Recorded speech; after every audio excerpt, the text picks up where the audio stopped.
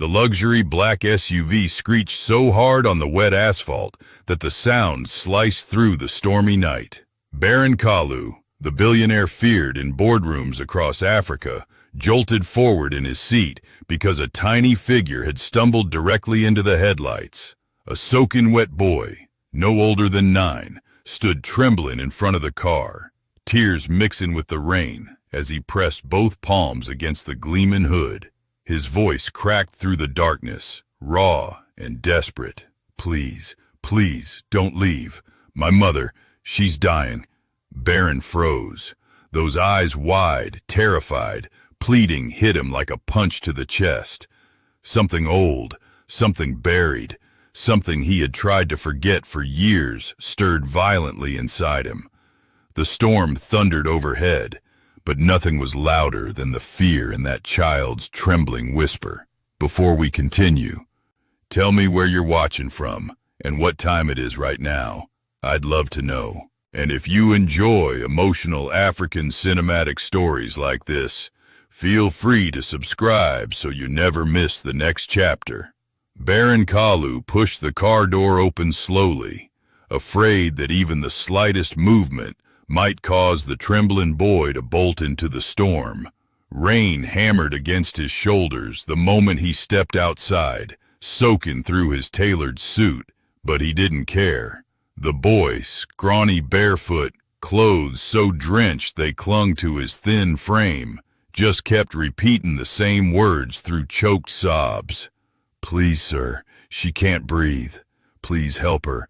Please." Baron crouched down, bringing himself to the child's eye level.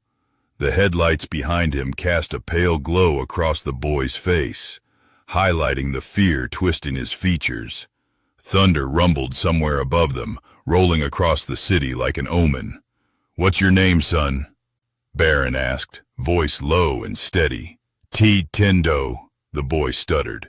"My mama is dying. Nobody would help me. They told me to go away because we don't have money."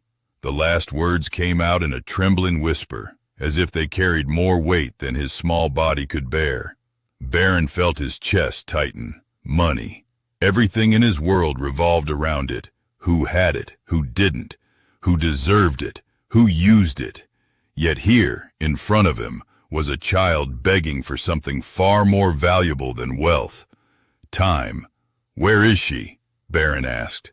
Tendo grabbed his hand instantly, small, cold fingers clutching tightly, as if terrified he might disappear. "This way. Please, sir, hurry!" The boy dragged him through the rain, down a narrow alley, illuminated only by the flicker of a dying street lamp. The smell of wet concrete and smoke filled the air. Baron's expensive shoes splashed through puddles as Tendo pulled him toward a dilapidated building with broken windows and rusting metal bars. Inside, the air was thick, heavy with dampness, mold, and the unmistakable metallic scent of sickness. A dim lantern flickered weakly in the corner of a room no bigger than a storage closet. On the floor, half covered by a thin blanket, lay a woman. Her skin glistened with sweat, her breath shallow, strained, each one sounding like it might be her last. "Mama, I found someone!" Tendo cried, dropping to his knees beside her. The woman's eyelids fluttered, her voice barely a whisper. "Tendo, my baby, you shouldn't be out in the storm." Baron stepped closer, stunned by the frailty before him. Her cheeks were sunken, her collarbones sharp against her skin. She tried to cough but only managed a weak gasp.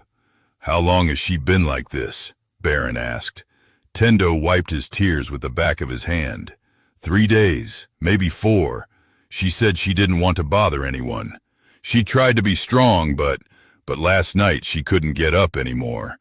Baron knelt down, his expensive trousers soaking instantly on the wet floor. He reached out to touch her forehead, burning with fever. "She needs a hospital immediately." "We tried," Tendo choked. "They wouldn't take her. They said we needed payment first. I begged them so much." Baron inhaled sharply. anger rising in him not at the boy, not at the mother, but at the system that allowed people to die simply because they were poor. He had the power to change it. He always had. He just never chose to. But right now, he could save one life. He slipped one arm under the woman's back and the other beneath her knees. She was incredibly light, frighteningly so. Tendo scrambled to his feet, holding the lantern to guide them out. Baron carried her outside, shielding her from the storm as much as he could. Rain pounded his face, dripped into his eyes, but he kept moving. Tendo ran ahead, opening the SUV door. "Lay her here, sir, careful." Baron gently placed her on the back seat, fastening the belt around her as she struggled for air. Tendo jumped in beside her, holding her hand tightly. Baron slammed the door, rushed to the driver's seat, and hit the accelerator. The SUV shot forward, tires slicing through the drenched roads. The hospital was 20 minutes away, but tonight, Baron drove like a man possessed. "Tendo," Baron called over the storm's roar, "tell me your mother's name." "Mirembe," the boy replied softly, brushing her forehead. "She works washing clothes. Sometimes she cleans houses when they let her. She always says one day everything will be better." Baron's fingers tightened around the steering wheel. The name struck a chord deep within him, but he forced himself to focus on the road. "Is it just you two?" "Yes," Tendo whispered. "Mama says I was a miracle. She says even if we have nothing, I'm enough." Baron swallowed hard. There was something haunting about the way the boy spoke. So much love, so much loyalty, so much resilience for someone so young. He wasn't just fighting for help. He was fighting for the only person left in his world. When they arrived, nurses rushed forward. Baron stepped out first, using his presence, his authority to command attention. "She needs immediate care," he said firmly. "I'll cover everything. No delays." The staff hesitated for only a second before recognizing him. With a respectful nod, they took Mirembe from the car and rushed her inside. Tendo tried to follow but stumbled, legs shaken from exhaustion. Baron scooped him up before he hit the ground. "You've done well, Tendo," he whispered. "You brought help. Now let them do their job." Tendo pressed his face against Baron's shoulder, sobbing silently. "Please don't leave us, sir. Please." Baron's jaw clenched. Something about the boy, his voice, his eyes, his desperation, pulled at him in a way he couldn't understand. It was as if fate had placed this moment in his path intentionally. Hours passed. The storm eventually softened, but the tension inside the waiting room grew heavier. Baron sat beside Tendo on a hard metal bench, the child leaning against him, too tired to stay awake. Every so often, Tendo would twitch in his sleep, as if reliving the fear of the night. Baron removed his jacket and draped it over the boy, watching him breathe slowly, evenly. For the first time in years, Baron felt something stir inside him, something he thought he had killed long ago, with wealth, power, and ambition. Guilt, regret, memory. The door opened. A nurse stepped in, removing her gloves. Her face was solemn. "She's in critical condition," she said, "but she's stable for now." If she had arrived even 1 hour later, Tendo stirred awake, eyes wide. "Can I see her?" "Not yet, sweetheart," the nurse replied gently. "She needs rest." Baron exhaled, relief mixed with dread. The worst had been avoided for now. As the nurse turned to leave, she glanced once more at Mirembe's name on the chart, then froze. Her expression shifted subtly, just enough for Baron to notice. "You know her," Baron said quietly. The nurse hesitated. I might have seen her before." "Where?" She swallowed, lowering her voice. "Years ago. She worked in a mansion not far from the old district. And then she disappeared." A chill swept down Baron's spine. That mansion. his family's home, his past. Before he could question further, the nurse hurried away. Baron stared at the closed door, feeling the storm outside slowly settle, but the one inside him was only beginning to rise. The harsh fluorescent lights of the hospital corridor flickered above Baron as he stood frozen, the nurse's words echoing in his mind like distant thunder. She worked in a mansion, not far from the old district. That wasn't a coincidence. That couldn't be. There were hundreds of mansions in the city, yet only one connected to the part of his life he had buried so deeply, he almost convinced himself it had never happened. He glanced at Tendo, who sat curled on the bench with Baron's jacket around his shoulders. The boy's eyes were heavy but alert now, fixed on the hallway where his mother had disappeared behind the emergency doors.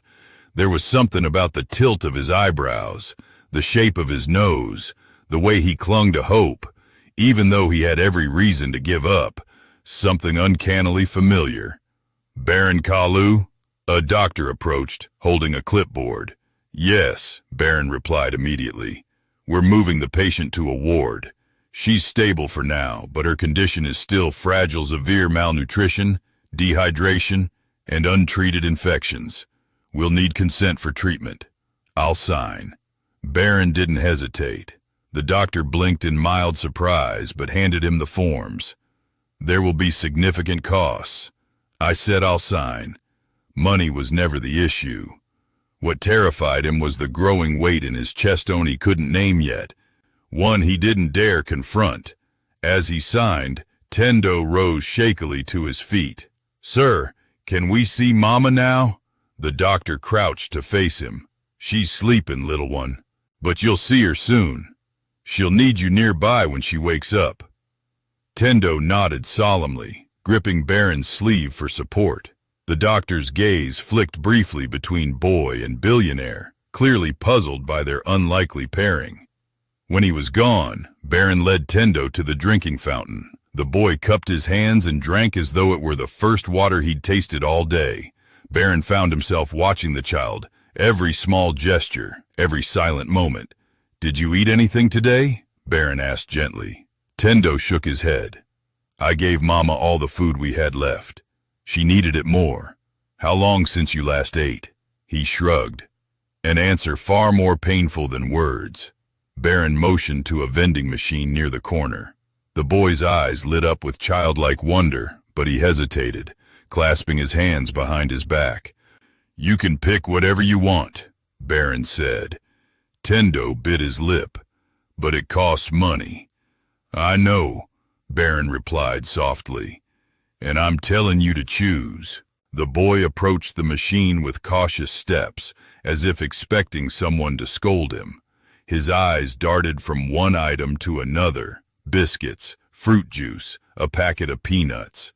Finally, he chose the simplest snack, a small pack of plain crackers. "Just that?" Baron asked. "Yes," Tendo whispered. "I don't want to be greedy." Baron pressed additional buttons, adding juice and a sandwich to the selection. "It's not greedy to take what you need." Tendo accepted the food with trembling hands. He sat on the bench beside Baron and ate slowly, almost ceremoniously. Every bite seemed to bring life back into him.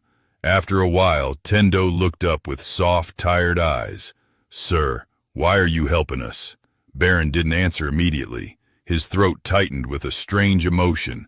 He had helped countless people before, donated to charities, funded scholarships, built orphanages, yet none of that felt like this. None of that had stirred his soul the way this boy's presence did. "Because someone should have helped you long before now," he finally said. Tendo nodded thoughtfully, accepting the answer without question. Children rarely needed complicated explanations. They simply felt what was true. Hours passed. Nurses came and went. The storm outside faded into quiet rainfall. The hospital corridor grew calmer as night deepened. Baron sat with Tendo until the boy, exhausted and full for the first time in days, drifted into sleep again. His head rested gently against Baron's arm, as if trusting him completely. Baron glanced down at the sleeping child, and for a moment he let his guard down, letting the ache inside him surface. He remembered another night, another storm, another woman who had disappeared without a trace, a woman he had loved but failed to protect. A woman who had whispered the same words Tendo's mother had spoken when she was frightened. Everything will be better, one day. Baron swallowed hard. Could it really be her, after all these years? Before he could sink further into the past, he noticed movement at the end of the hallway. A nurse, different from before, was whispering to another staff member. The two glanced in his direction, then abruptly looked away. Baron's instincts sharpened. He approached them calmly but firmly. "Is there something I should know?" The younger nurse stiffened. "No, sir. It's just, we don't often see patients in this condition brought in by someone like you." "Someone like me?" Baron's voice remained controlled. "A billionaire," she murmured. "We didn't expect you to stay." Baron looked back at Tendo, peacefully asleep. "I'm not leaving." The nurse nodded, embarrassed, and excused herself. But the older nurse stayed, leaning slightly closer to Baron. "You seem worried, sir," she said gently. "Is it because of the patient, or because of something else?" Baron hesitated. "You said she worked at a mansion before." The nurse nodded. "Yes, I remember her. She was always kind, quiet, hard-working. Then one day, people from the mansion came here asking if we had seen her. A security guard said she left after an accusation, something about stealing jewelry." Baron felt his stomach drop. His mother, her cruelty, her obsession with protecting the family's image. "And then?" he asked, voice tight. "She vanished," the nurse answered. "Some said she fled the city. Others said she was pregnant and afraid." Baron's heart slammed against his ribs. His breath hitched. He looked again at the sleeping child. Pregnant. Afraid. A woman who vanished after being accused of theft. "Tendo, do you know if she had any relatives?" the nurse asked. Baron shook his head slowly, eyes never leaving the boy beside him. "No, she didn't." Silence settled between them, thick and heavy. For the first time, Baron felt the full weight of possibility crushing him, possibility that he had a son who had grown up starving, suffering, begging strangers for help, while he lived in luxury. The nurse gently touched his arm. "She's a fighter," she said softly. "The fact that she made it here alive means she's strong, and that boy, he's stronger than he looks." Baron nodded, but guilt already clawed at him like a living thing. Suddenly, the door at the end of the hallway swung open. A doctor stepped out, scanning the corridor until he spotted Baron. His expression was mixed respect, relief, but also something else. "Mr. Kalu," he called. "She's waking up." Tendo stirred, rubbing his eyes. "Mama?" Baron helped him to his feet, his own heart pounding. Together they followed the doctor down the long corridor. As they approached the room, Baron felt his breath catch. Inside, Mirembe lay with her eyes half open, weak but conscious. When she saw Tendo, tears filled her eyes instantly. "My baby," she whispered. Tendo ran to her side, hugging her gently. Then her gaze shifted. Saw Baron, and the room changed. Recognition struck her like lightning. Her eyes widened, not with joy, not with relief, but with fear so sharp it cut through the air. Her voice trembled. "Baron? No, no, you can't be here." Tendo looked between them, confused. "Mama? You know him?" Mirembe's hands shook violently as she tried to push herself upright. Her breathing quickened. "Get away from my son," she whispered. You stay away from us." Baron froze. His world, already tilting, now began to collapse. And for the first time in years, Baron Kaluthe, untouchable billionaire, was truly afraid. For a moment, time felt suspended like. Even the hospital air refused to move. Baron stood frozen at the foot of the bed, soaked clothes beginning to dry stiff against his skin, but all he felt was the sharp sting of Mirembe's voice cutting through him like broken glass. Tendo clung to her hand, confused and scared, looking from his mother to the man who had helped them all night. "Mama," Tendo whispered, tugging at her trembling fingers. "He saved you. He brought us here." Mirembe didn't look at him. Her eyes, hollow with fear and exhaustion, remained locked on Baron. They were the same eyes he remembered from a decade ago, but now they were ringed with shadows, worn by years of suffering he had never witnessed, because he wasn't there. "No," she rasped, trying to push herself further up the bed even though her arms shook violently. "No, Tendo, you don't understand. We should have never come near him." Baron felt something inside him flinch. He took a step closer. "Mirembe, please, I had no idea you were." "Stop," she snapped, a choked mix of anger and panic. "You don't get to say my name." Tendo recoiled at the sharpness in her voice. His small hands hovered helplessly over her arm. "Mama, you're scaring me." The boy's voice cracked, and something softened in Mirembe's eyes just for a second. She touched Tendo's cheek weakly. "I'm sorry, baby, I'm sorry," she whispered, though her gaze flickered back toward Baron with a fear that bordered on desperation. I didn't know he was the one who found you. I didn't know." Baron took another steadying breath. He had rehearsed countless speeches in his life talks that swayed governments, convinced investors, moved crowds, but nothing had ever been as hard as finding his voice in this moment.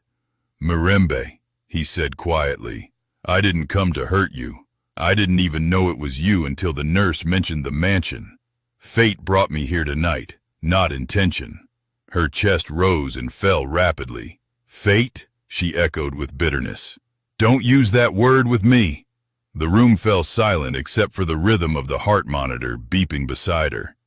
Tendo looked between them, his young face tightening with worry. "Mama, do you know him?" Baron swallowed. He wanted to answer, but he didn't know if he deserved to. Mirembe beat him to it. "Yes," she whispered. "I knew him before you were born." She closed her eyes for a moment, as if the memories alone were too heavy to hold. Baron stepped closer. "Mirembe, please, let me explain." "Explain?" Her eyes snapped open, filled with a storm of pain. "Explain what, Baron? How you watched as your mother accused me of stealing? How you didn't say a word while they dragged me out of that house like trash? How I cried for you to believe me, but you turned your back?" "I didn't turn. You did," she cut him off sharply. "You know you did." Tendo looked up at Baron with wide, confused eyes that flickered with a longing the boy didn't understand yet. Baron's throat tightened. He felt the sting of old guilt clawing up from the past. The truth was there, ugly and heavy, and it tasted like rust in his mouth. "I was young," he said quietly. "I was afraid.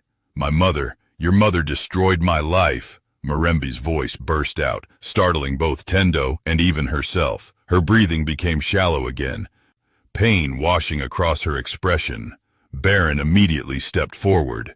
"Mirembe, stop! Your heart rate, stay back!" she gasped, clutching her chest. "Don't touch me. Don't pretend you care." Tendo panicked, climbing onto the bed. "Mama, please, Mama. Breathe slowly. Don't cry. Please." He held her face with both hands, his small voice trembling. "Mama, he helped us. Please don't get sick again." Baron's hands trembled at his sides. He had never felt so helpless. The woman he once loved was breaking in front of him, and the child, this brave, gentle boy, was trying to hold her pieces together. A nurse rushed in at the sound of the monitor beeping faster. "What's happening here?" she demanded. moving quickly toward Mirembe. "Sir, you need to step back. She's overstimulated." Baron retreated instantly, heart pounding. "Tendo, sweetheart, give us some room," the nurse said gently. Tendo obeyed reluctantly, but he didn't move far, clutching the blanket with tears pooling in his eyes. The nurse adjusted Mirembe's oxygen, spoke soothingly until her breathing steadied, then turned toward Baron with a firm but sympathetic look. "Whatever conversation you're having," she said quietly, "it needs to wait. Her body can't handle this right now." Baron nodded, jaw tight. "I understand." As soon as the nurse left, Tendo turned back to his mother, wiping her tears with his sleeve. "Mama, you're safe. I'm here. He won't hurt us." The child's innocence stabbed Baron deeper than any accusation. Tendo was not afraid of him. He trusted him, and that trust was a weight Baron wasn't sure he deserved. He lowered himself onto the nearby chair, elbows resting on his knees. "Mirembe," he said softly, not daring to approach again. "I am sorry for everything." She didn't look at him. He continued, voice low but steady. "Your disappearance, it haunted me. I searched for you." Her bitter laugh was so quiet it nearly broke him. "You searched for me? Before or after you were told I was a thief? Before or after your mother made you swear I was trouble?" Baron closed his eyes. "I should have fought for you." "Yes," she whispered, breath shaken. "You should have, but you didn't, and I paid the price." Tendo frowned deeply. "Mama, what price? Did something happen?" Mirembe touched his cheek again, her expression softening despite her pain. "Nothing you need to worry about, my love." But Baron could see the shadows behind her words. The truth was buried there, years of hardship, isolation, and fear. And he knew he had played a part in it, whether he wanted to admit it or not. He leaned forward slightly. "Mirembe, Tendo deserves to know. And so do I." Her eyes snapped to his again, blazing with a protective fire. "No, you stay away from him. Tendo isn't just any child. He is my child," she snapped, trembling fiercely. "Mine." Baron met her gaze, a quiet storm rising behind his own eyes, and possibly mine. The room went dead silent. Even the rain outside seemed to pause. Tendo stared at Baron, stunned. "Yours. What does he mean, Mama?" Mirembe froze. Then she whispered, almost silently, "Tendo, don't listen." But it was too late. The question had been unleashed, and the boy's curiosity, his right to know, hovered in the air like smoke. Baron stood slowly. "Mirembe, I need the truth. After everything, after seeing him, after knowing what happened to you, I need to know." Mirembe's voice trembled so much it barely formed words. "Get out." Baron's heart clenched. "Mirembe, get out." She pointed weakly toward the door, her arm shaking violently. Tendo tried to pull it back down, pleading, "Mama, please don't send him away. He helped us out," she cried, tears spilling uncontrollably. "Before you ruin our lives again." Baron felt the blow like a physical strike. He looked at Tendo, the boy's pleading, tear-filled eyes, and something inside him shattered quietly. He walked backward out of the room, unable to tear his gaze away from them, until the door closed gently behind him. The hallway outside felt colder now, emptier. Baron leaned against the wall, breathing hard, his heartbeat echoing in his ears. The past had found him. The truth was reaching for him. And the woman he once loved feared him more than death itself. As Baron pressed a hand over his eyes, his phone buzzed in his pocket. Zahara, his wife. He didn't answer. For the first time in a long time, Baron Kalu realized he was standing at the edge of a truth powerful enough to alter the course of every life connected to it. and he wasn't sure any of them were ready. The corridor felt narrower than before, as though the walls were inching closer with every breath Baron took. He pressed his palm against the cool surface, trying to steady the storm raging inside him, but his thoughts whirled too fast. Mirembe's voice, shaking, terrified, echoed through his mind. "Before you ruin our lives again. Again." That word was a blade. He lowered himself onto one of the metal benches, elbows on his knees, and let the weight of the past settle on him like wet cement. He hadn't allowed himself to think of Mirembe in years, not because he'd forgotten her, he never had, but because remembering her meant confronting his cowardice. And cowardice was a luxury he had never afforded himself in business.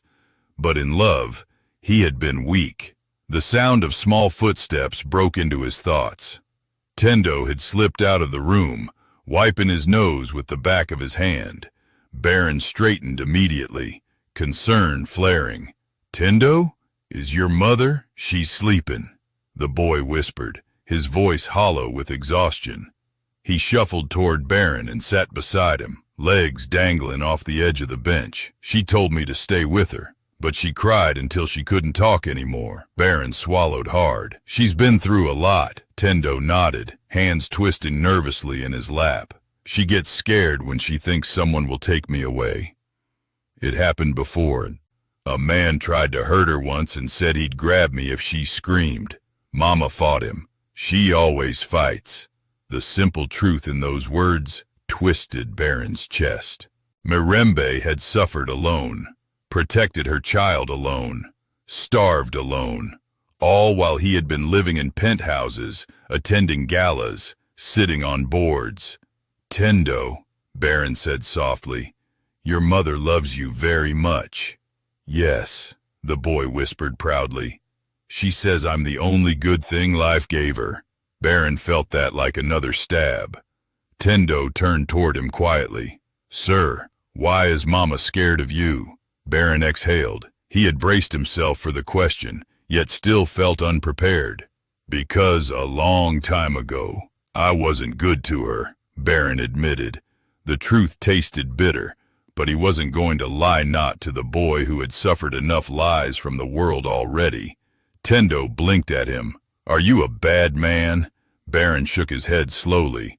"I've made mistakes, big ones, but I'm trying to do the right thing now." The boy studied his face, searching for something, anger, fear, truth. Whatever he saw seemed to soften him. "She said you knew her. We were close," Baron whispered, "before you were born." Tendo's eyes widened slightly, his mind piecing puzzle fragments together, though he didn't yet grasp the full picture. He hesitated, biting his lip before asking another question, even softer than before. "Sir, do you want to hurt Mama?" "No," Baron answered instantly. "Never. I want to help her, and help you." The boy nodded slowly, absorbing that. A nurse passed by and offered them a sympathetic smile. It pulled Baron back to reality. He needed answers, not guesses, and he needed them now. He stood abruptly. "Tendo, stay here for a moment, all right? I'll be right back." The boy gave a small nod, clutching Baron's jacket tighter around his shoulders. Baron headed down the hallway and found the head nurse's station. He leaned in slightly, lowering his voice. "I need to know everything on file about Mirembe," he said. "Anything that can help us understand her condition." The head nurse hesitated. "We've documented the essentials: malnutrition, infection, chronic stress symptoms. She's clearly been struggling for years." "Is she family?" Baron paused. 1,000 answers tangled in his throat. "Yes. No. I don't know." All of them were true in their own way. "She's someone important," he finally said. The nurse nodded. "We'll monitor her closely. She's out of immediate danger, but the emotional distress could trigger complications. She needs calm. Calm. Something Mirembe hadn't had since the moment she recognized him." Baron returned to Tendo, who looked up at him with worried eyes. "Sir, if Mama doesn't want to see you, will you still help us?" Baron felt something crack inside him. "Yes," he said firmly, "no matter what." Tendo nodded, relieved. Just then, Baron's phone vibrated again. He pulled it out. "Zahara." This time, it wasn't a call, just a message. "Where are you? Why aren't you home? Call me now." Baron stared at the screen. The woman he married, the life he built, the empire he upheld, all of it felt suddenly hollow. He slipped the phone back into his pocket without responding. A moment later, a soft voice drifted from down the hallway. "Tendo." Both of them turned. A nurse stood at the door of Mirembe's room, gesturing gently. "She's asking for you." Tendo hopped down immediately. "Can Sir come too?" The nurse hesitated, glancing between them. "She only asked for you." Baron nodded slowly. "It's okay. Go. She needs you." Tendo rushed into the room. Baron stayed behind, the door closing softly in front of him. He stood there, unsure whether to stay or retreat. His whole body felt tense. He felt like a stranger standing outside a family he should have been part of. Minutes passed, then more, then nearly an hour. Finally, the door creaked open again. This time, it wasn't Tendo or the nurse. It was Mirembe. She was weak, leaning heavily on the doorframe, but her eyes were clearer now from crying, but steady. A storm had passed within her, though clouds still lingered. "Why are you still here?" she whispered. Baron straightened. "Because I'm not walking away this time." His voice shook slightly. Mirembe noticed. She looked at him for a long moment, not with love, not even with anger, with exhaustion, and beneath it fear. Fear that the past was repeating, fear that he might take from her again. "You shouldn't have come," she said softly. "I told you, I don't want you near my son. He might be our son." "Don't." Her voice trembled painfully. "Don't say that." "Mirembe." Baron stepped closer, but slowly enough not to startle her. "If there's even a chance." "There's no chance," she whispered sharply, even though her voice cracked. "Even if you wanted to claim him, you have a wife, a life, a world we don't belong in. I'll deal with that." Her eyes widened, fear flashing again. "Baron, stop. Don't make promises you don't understand." He swallowed hard. "I understand enough to know I made a terrible mistake leaving you unprotected." Mirembe closed her eyes. Her next words came out barely audible. "I don't want your pity. It's not pity." "Then what is it?" she demanded suddenly, voice breaking. "Guilt? Regret? A need to fix your conscience?" Baron felt the accusation like a blow. "No," he whispered. "It's something else." Her breathing shook again. "Then what?" Baron's eyes softened. "When I look at that boy, something inside me moves. Something I haven't felt in years. And when I saw you dying on that floor," she flinched, holding up a hand. "Enough. I can't do this with you. Not now." He stopped instantly. Mirembe wiped her cheeks, trying to regain her strength. "Baron, if you want to help us, pay for her treatment. Make sure Tendo is fed. That is all." Her voice cracked. "But stay out of his heart. He's a child. He doesn't need the pain of hoping for a father he can't have." Baron's breath caught. "I need answers, Mirembe," he said quietly. "But not tonight. Tonight you rest. I'll be here. Not to force anything, just to be near." She looked at him, lost. "Why?" she whispered. "Because I'm not the man I was," he said. "And because I owe you both more than you know." Mirembe's lips trembled. She looked away. "Do whatever you want," she murmured, "but don't expect forgiveness." She turned and slipped back into the room. Baron watched the door close slowly again. He didn't move for a long time. Inside the room, he heard Tendo's small voice asking if everything was okay. Mirembe whispered something he couldn't make out, but he stayed. and for the first time in over a decade, Baron Kalu prepared himself to face a truth he could no longer outrun. Baron barely slept that night. He sat on the same metal bench outside Mirembe's room, watching the corridor lights dim and brighten as the hospital staff rotated shifts. The steady beep of heart monitors behind the closed door felt like a reminder that time, once something he commanded with ease, was no longer under his control. Every so often, he would rise and approach the small window in the door. He never opened it, never intruded. He only checked to see if Tendo was asleep or if Mirembe needed anything. Each time, he saw the boy curled protectively beside his mother, holding her hand as if afraid she might vanish while he blinked. And each time, guilt gnawed deeper into Baron's bones. Around dawn, the corridor brightened with soft gold light. A nurse approached with a clipboard. "Mr. Kalu, we've run some routine tests on the boy," she said, "just to make sure he isn't sick as well. We took some blood samples earlier." Baron nodded, rubbing the bridge of his nose. "How is he? A bit malnourished, but nothing severe," the nurse answered. "He's resilient, but—" She hesitated. Baron caught it. "But what?" She lowered her voice. "We also ran the test you requested." Baron's heart stalled. "The DNA test." His voice came out low. "Are the results ready?" "They are," she whispered, handing him a sealed envelope. "Open it whenever you're ready. And Mr. Kalu, whatever the truth is, that boy clearly loves his mother deeply. That should be considered." He nodded. "Thank you."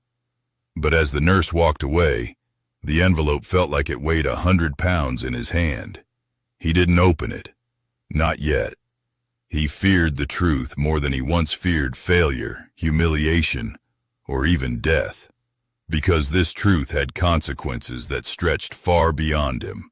Zahara, his marriage, his empire, his legacy, and the fragile hearts inside that hospital room.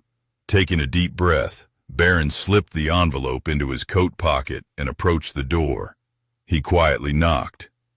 "Tendo," he called softly. A moment later, the boy cracked the door open. His hair was messy, eyes puffy from sleep, but his face lit up slightly when he saw Baron. "Sir, you're still here." Baron knelt down. "I told you I wouldn't leave."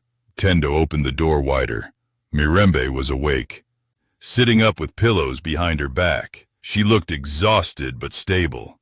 Her gaze met Baron's, guarded but no longer burning with panic. "You can come in," she murmured. Though her tone was far from welcoming, Baron stepped inside slowly. He noticed the way Tendo immediately sat closer to his mother, protective. "Good morning," he said. Mirembe did not respond. She studied him with unreadable eyes. Baron cleared his throat. "The doctor says you're improving." "I'll survive," she replied quietly. "I always do." A shadow passed across her face, one made of years of hardship he hadn't seen. Tendo squeezed her hand. "Mama, can he stay?" the boy asked gently. "Just for a little?" He was alone all night. Mirembe hesitated, then nodded once. Baron felt a strange warmth fill his chest at the gesture. He took a seat, putting a respectful distance between them. Mirembe spoke first. "I'm grateful for what you did, truly, but that doesn't erase the past." "I know," Baron replied. "You don't," she murmured. "You couldn't possibly." Baron swallowed. "I want to, if you'll let me." The room fell silent. Finally, Mirembe sighed. "Why, Baron? Why now? Why care after all this time?" He looked at Tendo before answering. "Because last night, when I saw him crying in front of my car, it felt like something inside me woke up." Mirembe shook her head. "You didn't come looking for us. You found us by accident." "Yes," Baron admitted. "But I'm not walking away from this accident." She scoffed lightly. "You say that now." "Mama," Tendo interrupted softly. "He brought you here. He stayed with me. He bought me food. She murmured, stroking his hair. I know, my love. Baron leaned forward. Let me help. You already have. That's not what I meant. His voice was firm more than he intended. Mirembe's eyes flicked toward him. Baron continued, but more gently this time. I want to help more than just tonight. I want to help you both move forward. We've been moving forward without you, she whispered. I see that all, he said, and it was true. You're strong. You survived what most people wouldn't. Her lips tightened. But that doesn't mean you should suffer alone, he finished. For the first time, her expression wavered, just slightly, like a crack in a wall long beaten by storms. Before she could respond, Baron's phone buzzed sharply in his pocket. He ignored it, but Mirembe noticed. Your wife? She asked quietly. Baron stiffened. It doesn't matter right now. It matters, Mirembe insisted. She deserves honesty. It's complicated, Baron said. Everything with you is, she replied with a tired smirk. Despite the tension, Tendo looked between them curiously. Sir, you have a wife? Baron nodded. Yes. Does she know about Mama? No. Will she be angry? Baron hesitated. Yes, probably.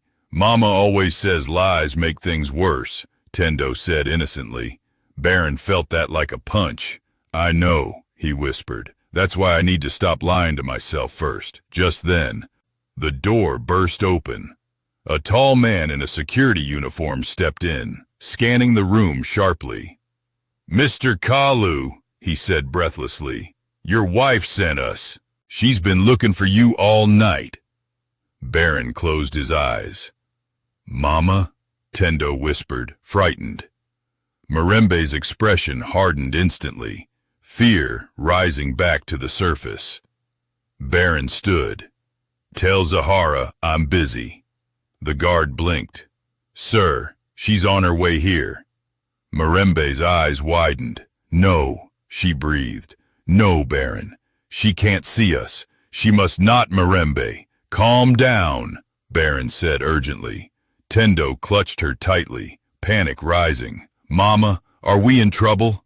No, baby, she whispered, though her voice trembled. Baron confronted the guard. Do not let her into this room. The guard hesitated. Sir, do not. The guard nodded and hurried away. Baron turned back to Mirembe. I'll handle this. You can't, she whispered. She's your wife. Not tonight. Tonight, you two come first. Her lips parted in shock. Baron reached into his coat pocket, fingers brushing the envelope, the truth waiting to be unleashed. He stepped forward and placed it on the small hospital table beside her bed. What is that? Mirembe asked. The answer. Her breath hitched.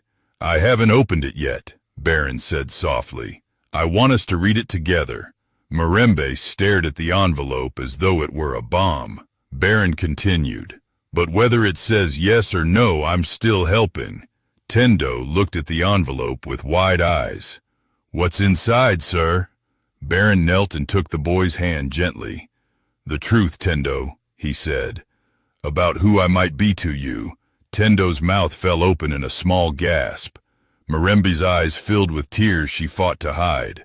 Baron stood as footsteps thundered down the hallway, Zahara's unmistakable voice echoing from afar. Where is my husband? Stay here, Baron said firmly. I'll stop her. And with that, he stepped into the hallway, face hardening, spine straightening, not as the billionaire who feared scandal, but as the man who would fight for the family he once lost. Inside the room, Mirembe whispered to herself, this can't be happening again. But even she could not deny the truth. The past had finally come for them, and this time, none of them would escape without scars. Baron stepped out of the hospital room just as Zahara's voice pierced the corridor like a blade. The sound of her high heels striking the tile echoed sharply, announcing her arrival long before she appeared. Nurses glanced nervously at one another, sensing the tension gathering like a brewing storm. "Baron Kalu!" Zahara shouted, her voice trembling with fury. "You will not ignore me!" Baron moved quickly, closing the door behind him. He planted himself directly in the path of his wife, tall, elegant, furious Zahara, whose flawless makeup was smeared by the night's frustration and lack of sleep. Her eyes blazed as she fixed them on him. "There you are," she seethed. "I called you 15 times. 15, Baron. What in God's name is going on?"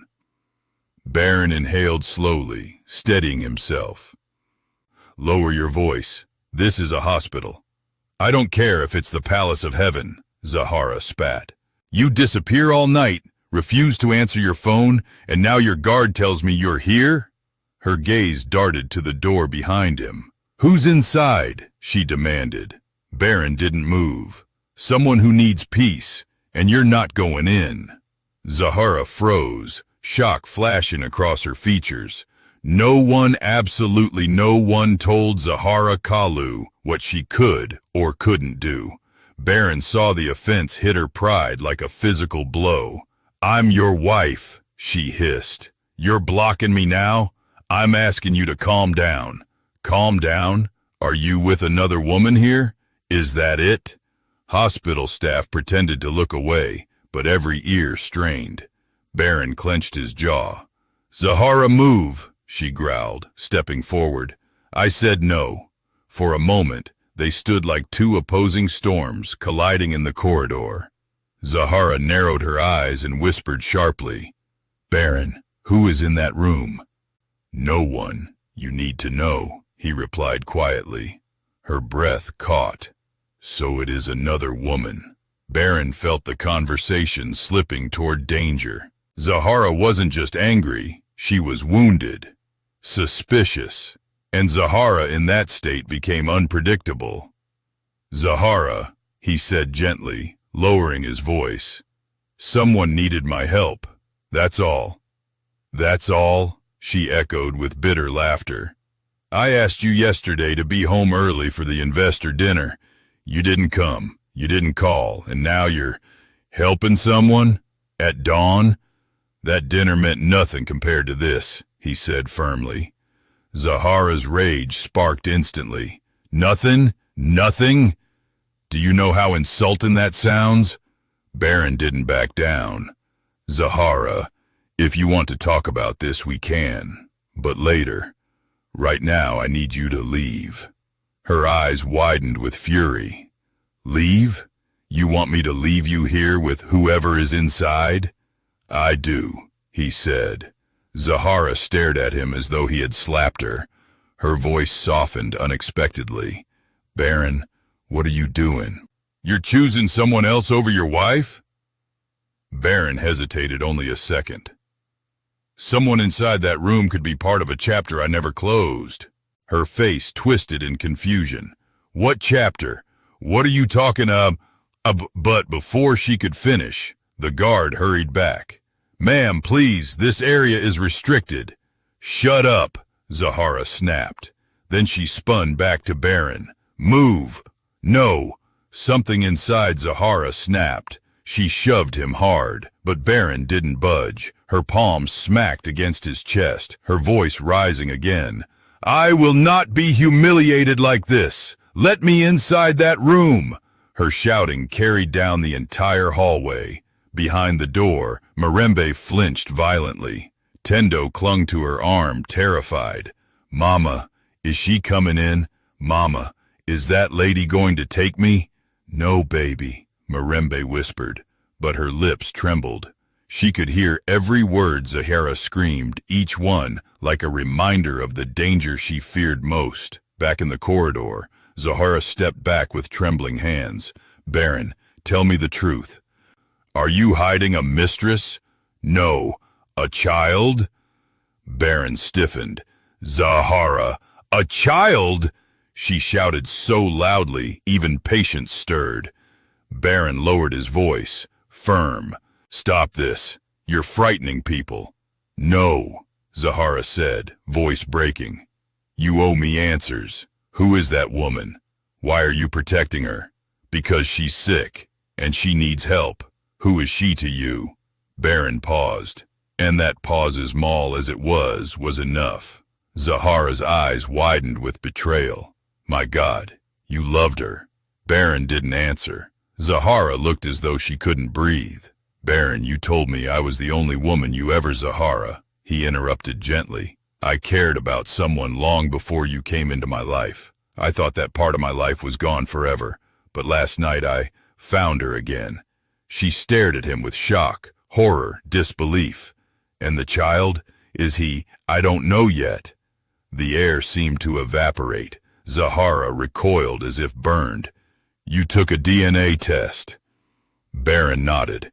Zahara's voice cracked. "Without telling me that..." "It's not about you right now." Her face twisted with hurt and fury. "Everything is about me. I am your wife." Baron exhaled. "Not everything." She slapped him. The sound echoed like a gunshot in the hallway. Baron didn't flinch. He only looked at her with a tired sadness. "Zahara, go home. I'm not leaving without seeing who's inside that room. I won't let you near them. You'll only make things worse." She let out a hysterical laugh. "Oh, you suddenly care? About some sick woman and her child?" "About the possibility that he might be my son," Baron said softly. It was the final blow. Zahara staggered backward, trembling violently. No, you don't get to say that. You don't get to." She stopped, covering her mouth with shaking hands. Tears streamed down her face, mixing with her expensive mascara. "You promised me children," she whispered. "You said we would have a family. But instead, you might already have one with someone else." Baron's voice was steady but heavy. "Zahara, I never promised you lies. If this child is mine, I will not abandon him." Zahara's tears turned into a twisted smile. "And what about me? Will you abandon me?" "I don't want to hurt you," Baron said, "but I won't betray a child." A dark shadow crossed Zahara's eyes. "So that's it? You'd throw away your wife, your marriage, your reputation for a child you don't even know?" "I'm doing what's right," Baron whispered. "No, Baron, you're destroying everything." She took a step back, voice trembling with ice. "I will not forget this." Then she turned sharply and stormed down the corridor, pushing past nurses and slamming the elevator button repeatedly until it opened. Baron watched her go, a heavy ache settling in his chest. He hadn't meant to end his marriage tonight, but truth had its own path. One he couldn't stop now. The moment Zahara disappeared behind the closing elevator doors, Baron turned to the guard. "No one else gets near that room," he ordered. "Not even my wife." "Yes, sir." Baron stepped back toward the door, heart pounding. He paused, hand hovering over the handle. Inside that room waited everything he feared, everything he hoped for, everything he had lost, and perhaps everything he might still save. With a deep breath, Baron pushed the door open. Tendo looked up immediately. Mirembe stared at him with trembling eyes. The envelope between them remained unopened. Baron knew one thing now. The truth inside it would change all of them, forever. The air inside the hospital room felt heavier than the corridor, thick with unspoken questions, trembling fear, and the fragile thread of hope no one dared touch. Mirembe sat upright, her hands clasped so tightly the knuckles turned white. Tendo stood beside her, one arm wrapped protectively around her waist, as though he sensed danger lingering outside the door. Baron stepped in quietly, closing the door behind him. He didn't move further, didn't speak immediately. He simply looked at them as if trying to memorize every detail of the moment before everything changed. "You shouldn't have done that," Mirembe whispered weakly. Her voice shook, but it carried the weight of a decade of fear. "You shouldn't have confronted her. I'm not afraid of Zahara, Baron said softly, but I am. Mirembe's eyes glistened. Women like her, they destroy anything they think threatens them. Tendo and I are not things, Baron replied. Exactly, she murmured. That's why I'm scared. Silence followed. Tendo looked between them with a confusion that ran deeper than his age should have allowed. He tugged lightly at his mother's sleeve. Mama, did that lady come to hurt us? No, baby, Mirembe whispered, pulling him close. She won't. She can't. Her voice wavered. Even Tendo heard it. Baron took a single step forward. I won't allow anyone to hurt you. Mirembe's eyes snapped up. You say that now, but you once promised to protect me too. Baron froze. He deserved that.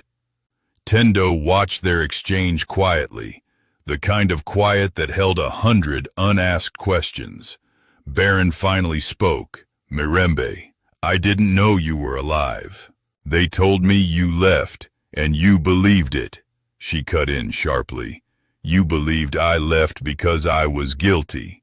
Baron lowered his gaze. I was young, afraid of my mother, afraid of tarnishing the family name, afraid of losing everything, she murmured. Yes, Baron admitted painfully. And in trying to hold on, I lost the only thing that mattered. Tendo blinked, processing every word. Baron continued, voice quieter. When you disappeared, I looked for you. I sent people to your old neighborhood. I checked hospitals, shelters. But you were gone. No trace. I didn't want to be found, Mirembe said. Not by you, not by your mother, not by anyone in that world. Her hand trembling, she brushed hair from Tendo's forehead. I had to protect him. Baron swallowed hard. From me? From all of you.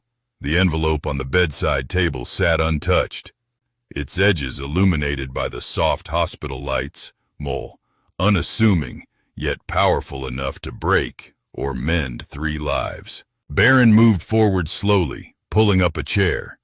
He sank into it, not pleading, not demanding, only trying to show he was willing to stay. For what it's worth, he said quietly, I'm not that man anymore. Mirembe studied him for a long moment, so long he wondered if she would answer at all. Finally, she let out a shaky breath. I don't know who you are anymore, she said. I don't know what you want. Baron met her gaze firmly. I want the truth, and I want to help. And if the truth hurts us, she whispered, then I will carry that hurt. He replied, not you. Mirembe shook her head. You can't undo 10 years, Baron. No, he admitted. But maybe I can start fixing the next 10. Her lips trembled. Tendo squeezed her hand. Baron watched their connection, the bond forged through fire, hunger, fear, and survival, and felt a painful envy. That boy knew more love in poverty than Baron had in his mansion. After a moment, Mirembe whispered, Tendo, sweetheart, can you wait outside for a little? The boy's eyes widened instantly. No, I want to stay with you. I know, baby, she soothed, but Mama needs to speak to the man alone.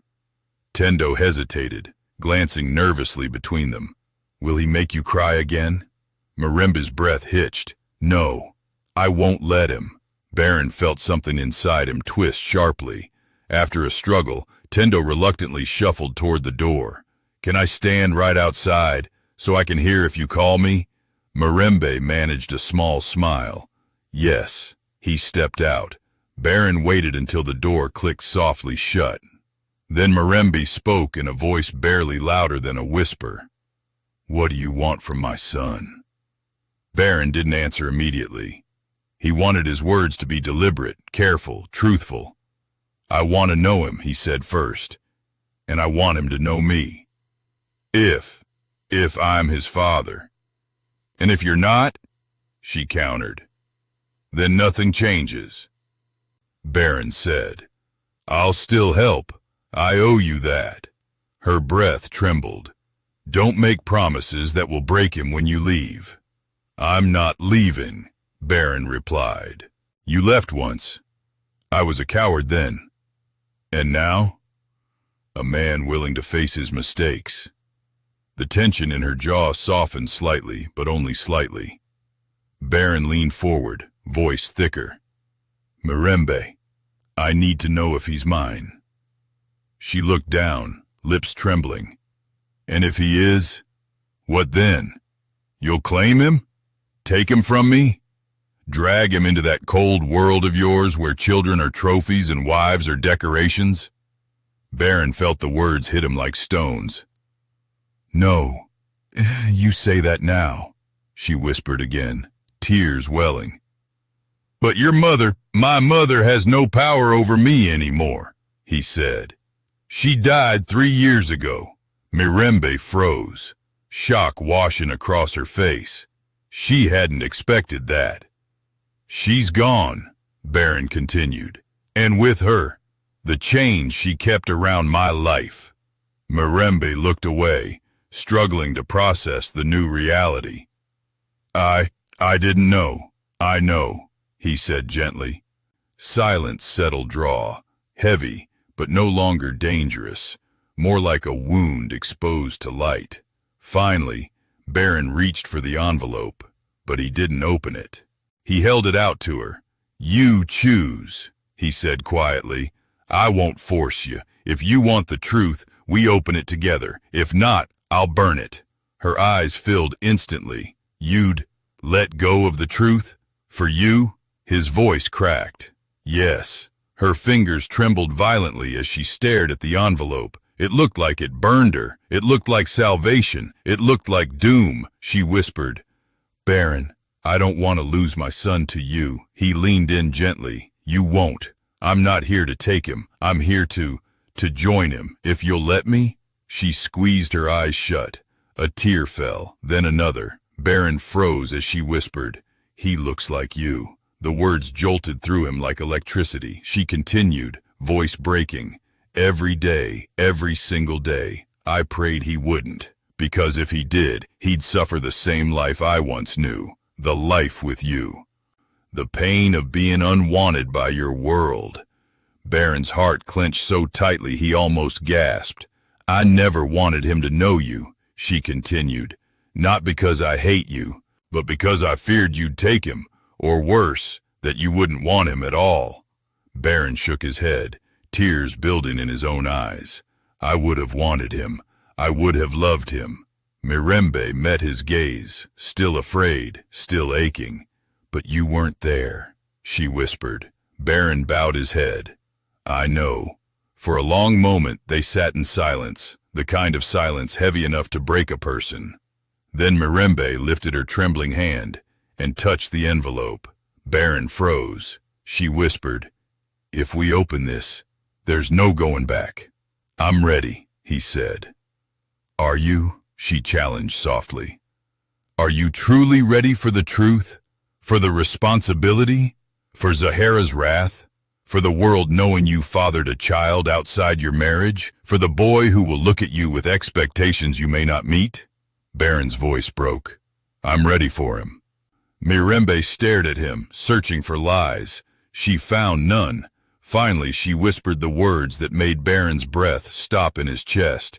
Then sit closer. We open it together. Baron moved slowly, sitting at the edge of the bed. Their hands brushed her fingers cold, his warm. Together, they reached for the envelope. Outside the door, unseen, Tendo pressed his ear close, breath held tight. Inside the room, the truth waited. And when Baron slid his thumb beneath the flap, a shadow passed across the window of the door. Someone was watching. Someone who had not left the hospital after all. Zahara. Her eyes narrowed on the scene inside the room. Her fingers tightened around her phone, capturing the moment. Her voice was a venomous whisper. So this is the woman and the child that will ruin everything. And she turned away, smiling coldly, a plan already forming. Baron's fingers slid beneath the edge of the envelope, but before he could pull the flap open, Mirembe's hand suddenly tightened around his wrist, hard. Her breath hitched as though the very act of touching the truth made her dizzy. "Wait," she whispered. Baron froze. He looked at her, eyes soft, patient, though inside his chest 1,000 emotions fought violently. Fear, hope, guilt, longing. "Mirembe," he murmured. "We don't have to rush. Take your time." She shook her head, tears shimmering in her lashes. "It's not time I need. It's courage." Baron exhaled a shaky breath. "You've had more courage than any person I know." She scoffed, not angrily, but brokenly. "You don't know anything about my courage, Baron. You weren't there to see it." He swallowed the burn of shame and didn't argue. Her trembling hand loosened from his wrist, sliding slowly toward the envelope again. "I've been afraid of this moment for 9 years, she whispered, "afraid of what the truth would demand from me." "And from me," Baron added quietly. Mirembe nodded. "Yes, and from you too." They stared at the envelope like it was a live flame that could burn their world to ashes. Outside the room, Tendo pressed himself against the door, anxious and desperate to understand what was happening between the two adults who had turned his small life upside down. And down the dim corridor, unseen, Zahara stalked away with her phone clenched in her hand, footsteps sharp, breath uneven, eyes glowing with a fury she had never felt before. Her earlier heartbreak had shifted into something darker, something heavy, something toxic. She didn't intend to let this story unfold without her control. But inside the room, the tension was tender, fragile, human. Baron finally spoke, voice barely above a breath. "Whatever is in here, we face it together." Those words landed softly in the fragile air. Words Mirembe once begged for, years ago, when she stood crying outside his family's mansion after being falsely accused. Words she never heard from him. Now he said them, not with arrogance, not with force, but with sincerity that made her heart ache. Together she echoed in a whisper, as though testing the weight of the word. She let out a shaky exhale, then nodded. "Open it." Baron swallowed hard, lifted the flap, and pulled out the sheet inside. His hands shook. So did hers. They unfolded the paper slowly, painfully, like peeling back a scar that had never healed. The black text came into view. Baron's eyes scanned the lines. Mirembe leaned in, her breath catching. Silence. A long, raw silence. Mirembe's hand flew to her mouth. Tears burst from her eyes, sullen at first, then a sob so sudden it ripped the air apart. Tendo jolted outside the door. He grabbed the handle, terrified. "Mama?" Inside, Baron stared at the paper, vision blurring as tears he hadn't known he still possessed welled up. He gripped the paper tighter, knuckles white, chest heaving. The result was clear. Unquestionable, 99.98% probability. Baron choked on a breath-own that sounded like both agony and relief. He's mine." Mirembe collapsed forward, burying her face in her hands, shaking violently. "I didn't want this," she cried. "I didn't want this truth. I didn't want it." Baron reached for her instinctively, but she jerked away, wrapping her arms around herself. "Don't touch me." He froze, devastated. "Mirembe, you don't understand," she sobbed. "My whole life, I fought so he wouldn't grow up needing you, so he wouldn't be hurt like I was. And now everything is ruined." He looked at her, pained. "Nothing is ruined." "Yes," she screamed into her palms. "Everything is. You will take him. Your world will swallow him. You will destroy the quiet life I built for him, small but safe." Baron's voice trembled. "I would never take him from you." She looked up with eyes filled with heartbreak. "Your wife will." He stilled. Mirembe's voice cracked. "Baron, that woman is dangerous. You don't know what she's capable of." He wanted to argue, wanted to deny, but he had seen the venom in Zahara's eyes. He had felt the weight of her obsession with appearance and control. He couldn't promise Mirembe she was wrong. He couldn't promise safety, not yet. And Mirembe saw the truth in his silence. Her voice dropped to a hoarse whisper. Please, please, Baron, don't let her near my child. Baron placed a hand on his chest, voice shaking. Your child is my child now too, and I swear to you, on everything I have, Zahara will not touch him. You can't control her, Mirembe whispered, trembling violently. No one can. Baron's jaw clenched. I can control myself, and I will make sure Tendo is protected. She shook her head, tears streaming. You don't know how she hates people who threaten her image, her pride, her position. If she finds out he is yours, she will. She already suspects, Baron admitted quietly. Mirembe froze. Her skin went pale. She saw us. Baron continued. She knows, or she believes she knows. Oh God, Mirembe whispered, tremors running through her. Oh God, Baron, she will ruin us. Baron leaned forward, finally reaching for her hand, and this time she didn't pull away fast enough. His fingertips brushed hers. Mirembe, he whispered, I won't let her hurt you, or him, I promise you that. She looked at him with fear that had been carved into her soul over years of loneliness. How? She whispered. Tell me how you can stop a woman with power, money, rage, and a broken pride. Baron's voice became steel. Because I am stronger than she is. Mirembe exhaled shakily. You weren't strong before. But I am now, he replied. Before she could respond, the door burst open. Tendo rushed in, eyes wide with panic. Mama, are you okay? I heard crying. I heard shouting. He froze when he saw the paper in Baron's hand. He looked between them.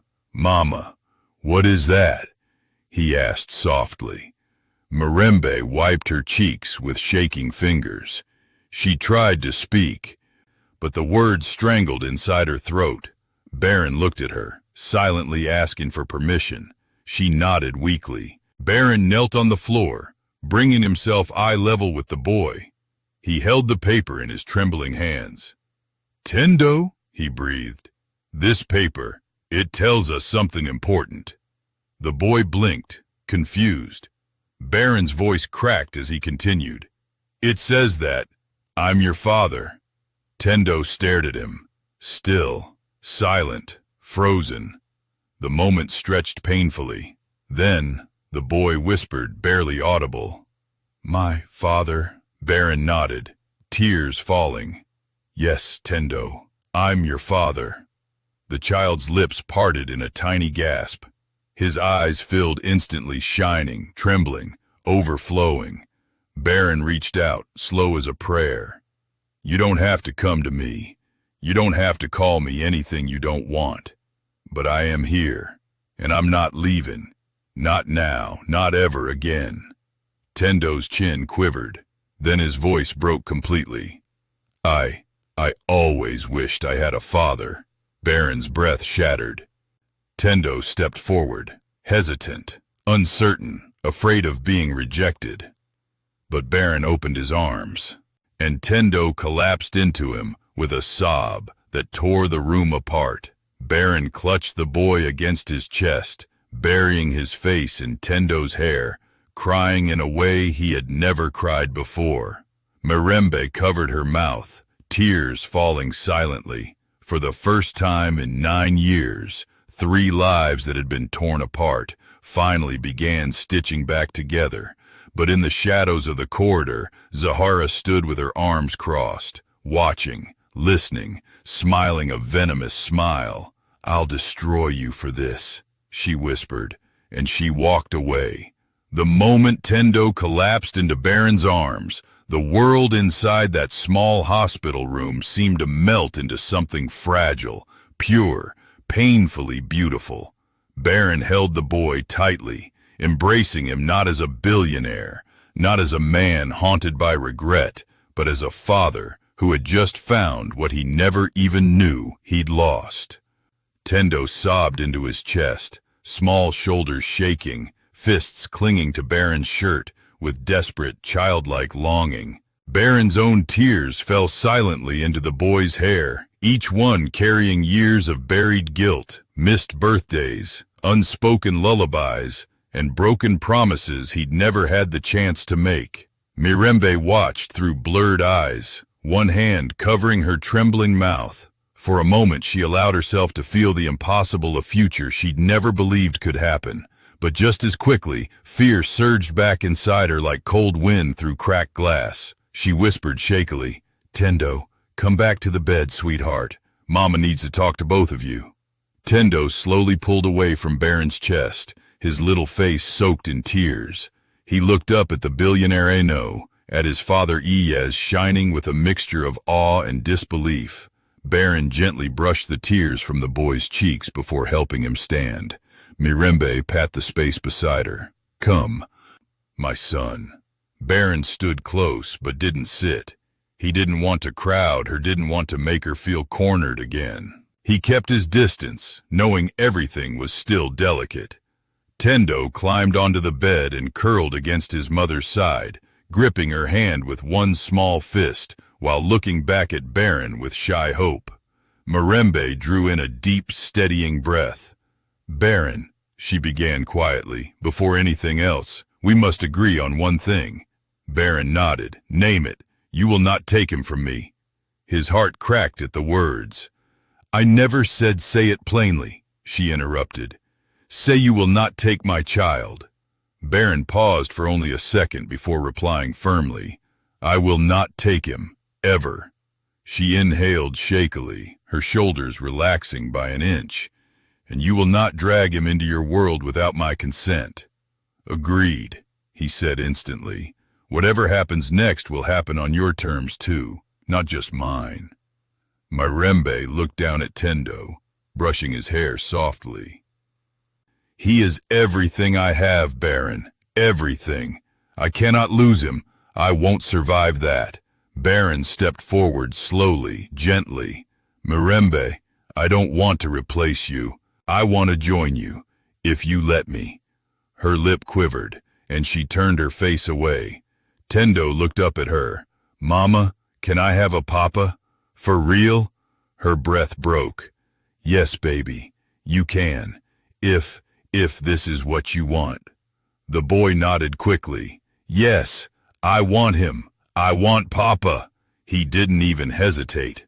Baron felt his knees nearly give out. He swallowed painfully, blinking rapidly to keep from crying again. But Mirembe wasn't smiling. Her eyes were heavy with sorrow. "Tendo," she whispered, "Papa has a wife." The smile on the boy's face faltered instantly. Baron froze. Mirembe continued gently, "He has a home, a life, responsibilities. You cannot just appear in his world without consequences." Tendo looked confused. "But he's my father. Why is that bad?" Mirembe's voice softened painfully. "It's not your fault, my love, but adults make things complicated." Baron stepped closer, voice steady. "Tendo, listen to me." The boy looked up. Baron continued, "You being my son is not a problem. It's a blessing. And whatever complications come, I will face them." Tendo looked relieved, but Mirembe's eyes hardened again. "Your wife won't accept this," she said. "A child that isn't hers? A child older than your marriage? Zahara will make sure he never lives in peace." Baron's jaw tightened. "She won't touch him. You don't know her," Mirembe insisted. "She's powerful, vindictive, prideful, and you humiliated her just by being here." Baron rubbed a hand over his face. "I know. No," she whispered bitterly. "You still don't." She pointed toward the door. "She was here. I heard her. The way she screamed, the rage in her voice. Baron, Zahara is dangerous when her ego is bruised." Baron stiffened. "What exactly did she say to you?" "She didn't come in," Mirembe replied. "But I heard enough to know she blames me." Tendo frowned. "Mama? Will that lady hurt us? Mirembe cupped his cheek. She won't. I will protect you, Baron added firmly. And so will I. She looked at him with trembling anger. Where was your protection 9 years ago? Where was it when your mother accused me of stealing? When they dragged me out of the gates? When I begged you to believe me? Baron flinched, eyes burning. I was a coward, he said quietly. I won't be one again. Mirembe looked away, tears forming again. Tendo, sensing tension, pulled the blanket over her shoulders and kissed her cheek. Mama, don't cry. Papa won't let anyone hurt us, she whispered. That's what I used to believe too, once. Those words hit Baron like another blow to the ribs. A knock on the door interrupted them. A nurse peeked in. Sorry to disturb, but Mr. Kalu, you have visitors asking to see you. Baron stiffened.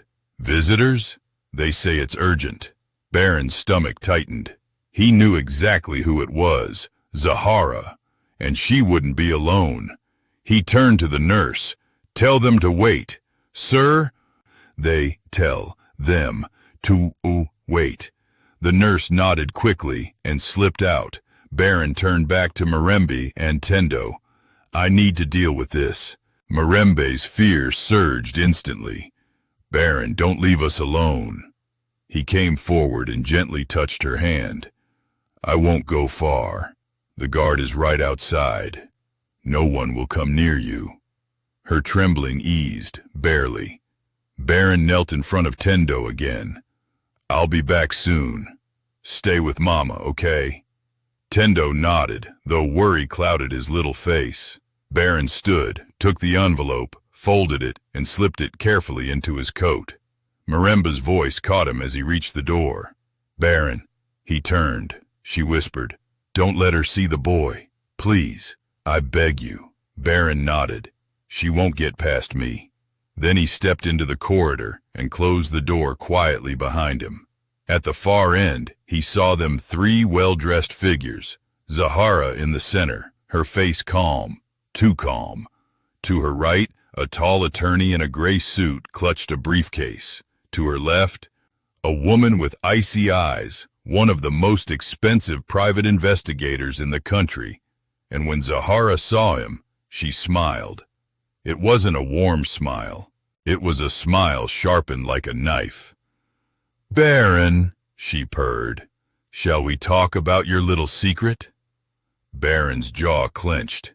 If the storm had begun last night, this was the lightning. Baron felt his entire body stiffen the moment Zahara's smile touched him. It wasn't the smile of a wife greeting her husband, it was the cold, venomous smile of someone who believed she already won. Her attorney stood rigid beside her, face unreadable, while the private investigator watched Baron with predatory calm, as if she had already studied every possible angle of attack. Baron took a breath, steadying himself, then walked forward until he stood only a few feet away. Zahara, he said quietly, this isn't the place for whatever you're planning. Oh, trust me, she replied, with a voice smooth as glass. This place is perfect. Her words were soft, but the threat laced beneath them was sharp. Baron kept his tone controlled. There are sick patients here. We're not doing this in a hallway. Oh, but we are. Zahara stepped closer, her heels clicking in deliberate rhythm. Since you seem to enjoy humiliating me in public places lately, why don't we continue the trend? Baron clenched his jaw. I'm not here to humiliate you. No. She raised a brow. Then what would you call storming off in the middle of the night, refusing to answer my calls, and hiding yourself inside a room with some woman and her child? He didn't answer. Zahara's eyes flashed triumph. See? Even you can't defend what you've done. The private investigator stepped forward. Mr. Kalu, I was hired to gather information regarding your activities. She pulled out a small folder. And I believe we've collected more than enough. Baron didn't look at the folder. Your information means nothing to me.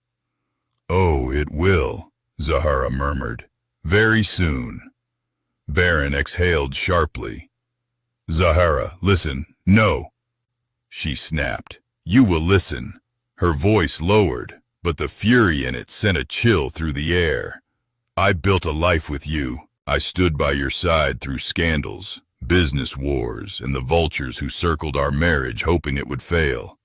I defended you against rumors, protected your image, supported your empire. Her voice cracked. I gave you everything I am. Baron's face softened despite the anger between them.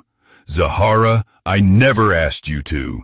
You didn't have to ask, she hissed, tears filling her eyes. I did it because I loved you, because I believed we were a team, because you told everyone we would build a family together. She stepped closer, voice trembling. But now, I see you had one all along. Baron inhaled deeply. I didn't know. Lies. She spat the word with disgust. It's the truth. She leaned in, whispering, You expect me to believe you didn't know that woman had your child? Baron met her glare without flinching. I didn't know. And she didn't tell me. Zahara's expression flickered momentary confusion, but the private investigator interrupted. That woman Mirambe's her name, correct? She was employed at the Kalu estate years ago. Records show she disappeared under suspicious circumstances. Rumors suggest rumors, Baron snapped, started by people who hated her. The investigator tilted her head. So you confirm her connection to your family? Zahara's eyes narrowed sharply. Baron, look at me. He didn't want to, but he did. Is that boy yours? The question hung in the air like a guillotine. Baron's silence told her everything. Zahara gasped, staggering backward as though physically struck. Her attorney steadied her, but she pushed him away with a shaken hand. Oh my God, she whispered. You actually did it. You had a child with her.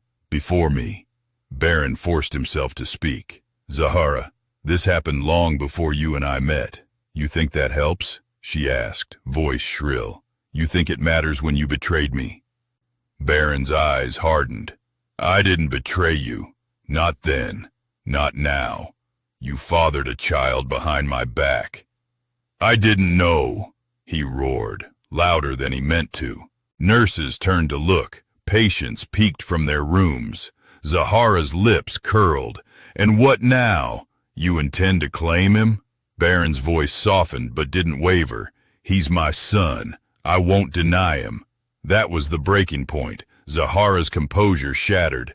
With trembling hands, she wiped her tears and laughed, low, unhinged, disbelief boiling into rage. Oh, Baron, you have no idea what you've just done. Baron stood tall. I'm doing what's right. Right? She repeated bitterly. You think choosing a child you just met over your wife of 7 years is right? He's not just any child. No, she whispered. He's the child who will ruin everything. Baron stepped forward. Zahara, listen to me carefully. You will not go near that room. You will not speak to Mirembe. You will not touch Tendo. Zahara stopped breathing for a second. Or what? She whispered. You'll divorce me? Baron didn't respond. That silence broke her. You bastard. Tears streamed down her face. You're throwing away everything we built for a woman who came out of nowhere. She didn't come out of nowhere, Baron said, voice tight. She was forced out. Zahara's eyes widened in realization. You still love her. Baron didn't deny it. He didn't say the words. He didn't need to. And that silence cut deeper than any confession. Zahara wiped her cheeks, then turned to her attorney. File the claims, she said coldly. Baron stiffened. Claims? Oh, Baron, she whispered, shaking her head. Did you forget who I am? I don't lose. I don't get humiliated. And I don't allow threats to my name. The attorney opened his briefcase and handed her a set of documents. Zahara held them up. Custody petition, she announced. Baron froze. Custody of who? She smirked. Of the boy. Baron's pulse roared in his ears. You have no right. I'm your wife, she shouted. Legally, anything that threatens our marriage or household is my concern. He is my son, and he will be mine too, she hissed. I can give him things that woman never can. Baron's eyes darkened. If you try to take him from his mother, I'll do more than try. Baron stepped closer, eyes blazing with fury he never showed to anyone, not even in boardrooms. If you take one step toward that room, Zahara, I swear. Zahara raised a hand, stopping him cold. Save your threats, because you're already losing. She leaned in, whispering at his ear. And I promise you this, Baron, if you choose them over me, I will make sure you regret it. She stepped back and motioned for her attorney and investigator to follow her. But don't worry, she added lightly as she turned away. I'll be back, and next time it won't just be talk. Baron watched her walk down the corridor, disappearing into the elevator like a shadow swallowing itself.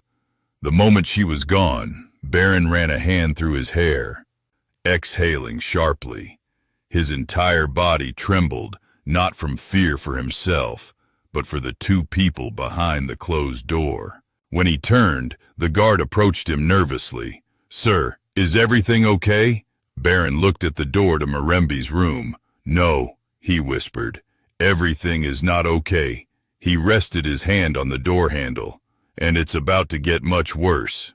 Then he pushed the door open, stepping back inside to face the two people who needed him most, and to tell them the dark storm Zahara had unleashed. Baron closed the door behind him, more gently than he ever closed anything in his life. The click echoed with an eerie softness, like the final note of a song before chaos begins.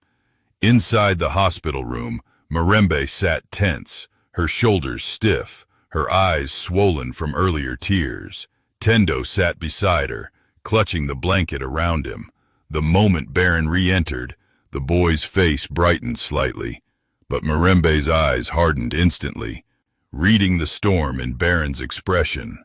What happened? She whispered.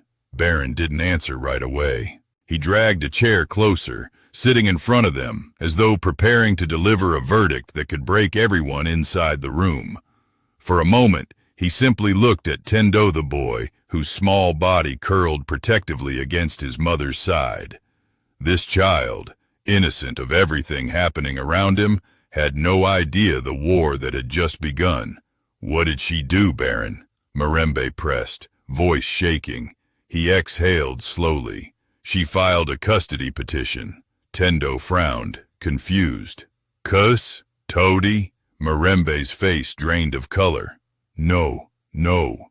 She shook her head violently. No, she can't. She can't do that. She already has, Baron said grimly. Tendo climbed onto his knees, eyes darting between them. Mama, what's going on? Mirembe grabbed her son, pulling him against her chest, as though shielding him from invisible claws. She wants to take you, she whispered hoarsely. She wants to take you away. Tendo froze, then whimpered, clutching her tighter. No, I don't want to go anywhere. I don't want to leave you. Mama, no! Baron stood immediately, voice firm but gentle. Tendo, look at me. The boy hesitated, then looked up with tear-filled eyes. No one, and I mean no one, is taking you away from your mother, not while I'm alive. Mirembe's gaze flicked up sharply. Don't make promises you can't keep. I'm not, Baron said. I'll fight her. You don't know what she's capable of, Mirembe replied. I know enough. Mirembe shook her head violently, tears splattering onto her lap. You don't understand the power she has. The money, the lawyers, the influence. Baron, she will twist the story. She will say I'm unfit, that I'm poor, that I can't provide basic care for Tendo. Baron clenched his fists. Then I'll prove that you're not alone. Don't you see? Mirembe whispered. Standing with me makes you her enemy, and she will burn everything to ruin us. Baron stepped closer. Then let her burn it. I will rebuild whatever she destroys, but I will not let her take my son. Tendo looked between them, again frightened, trembling. Papa, does she want me because she hates me? Baron sat on the edge of the bed, placing a reassuring hand on the boy's back. No, Tendo. She doesn't know you. Her anger is not your fault. Mirembe wiped her tears roughly. Her anger is at me. No, Baron corrected softly. Her anger is at me. She thinks I betrayed her. Tendo sniffed. Did you? Baron didn't know how to answer that. Not without hurting the boy. Not without destroying the fragile trust forming between them. Finally, he said, sometimes adults make mistakes. Mistakes that hurt people they care about. But that doesn't mean they stop caring. Tendo nodded slowly, though confusion lingered. Mirembe rose from the bed slightly, wincing from the pain in her body, but determination burning in her eyes. You have to leave, she whispered. Baron blinked. What? You have to leave us, Baron. She swallowed hard. If she sees you here again, if she finds out the truth publicly, she will destroy us. Baron shook his head violently. I'm not leaving you. Not again. You have to. She pointed to the door with shaken fingers. Walk away. For Tendo's safety. For mine. If Zahara believes you don't care, she will lose interest.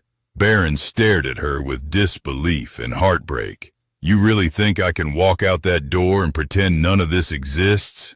You did once, she whispered painfully. Baron flinched. Tendo tugged at his mother's arm. Mama, no, don't make Papa go. Mirembe cupped his cheeks.